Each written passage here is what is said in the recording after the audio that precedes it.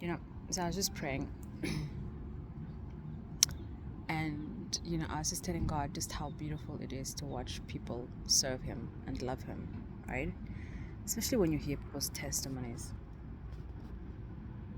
And so with that said, I was just this lady this week, I think, that shared a story about how one time, God told her to go, right? Go and study.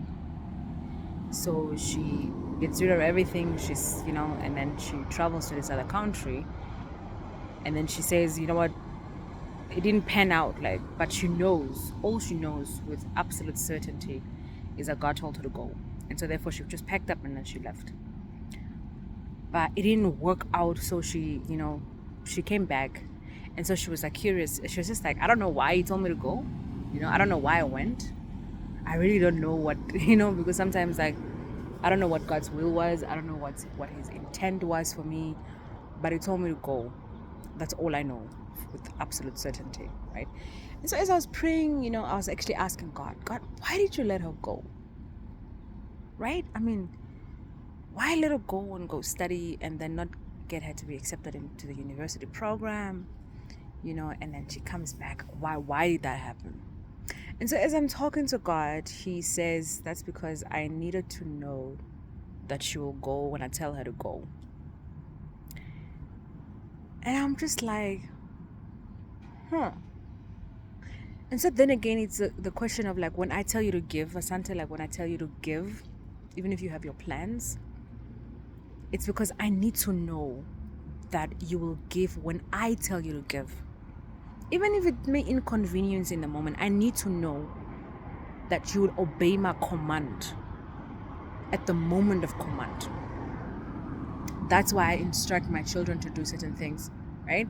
So it's again, like 2 Timothy, right? 3:16. The word of God allows us to be trained in righteousness. So sometimes God will tell you to do certain things and it doesn't make sense. It doesn't make sense. You're like, but God, I got nothing. And all this lust that I have, I'm giving it away. Like, it doesn't make sense, right? He needs to know that you'll obey his command. That you, hey, Lala. And so he tells me about Abraham, right? So he brings Abraham. I'm like, yeah, by the way, about that, why did you tell Abraham to go sacrifice his son? That also doesn't make sense. If you're going to provide him with a ram, why make him go all the way to the altar to go and sacrifice his son?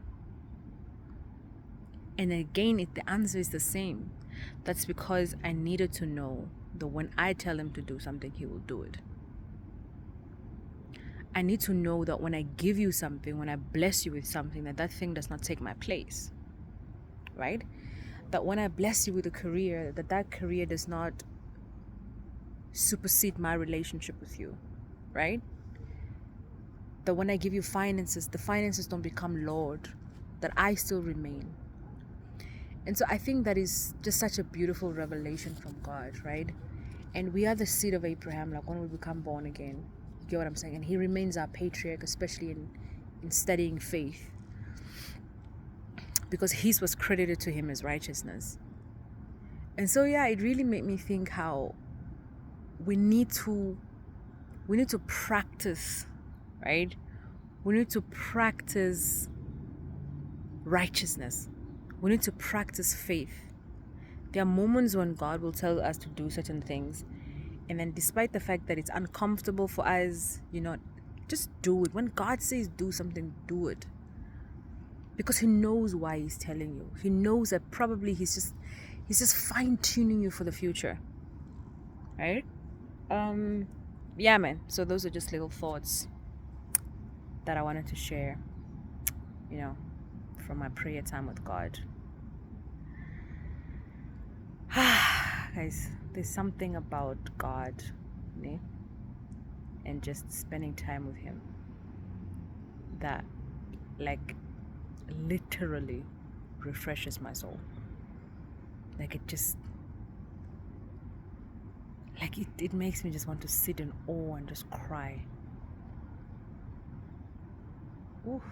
Prayer, guys. Prayer. prayer, prayer.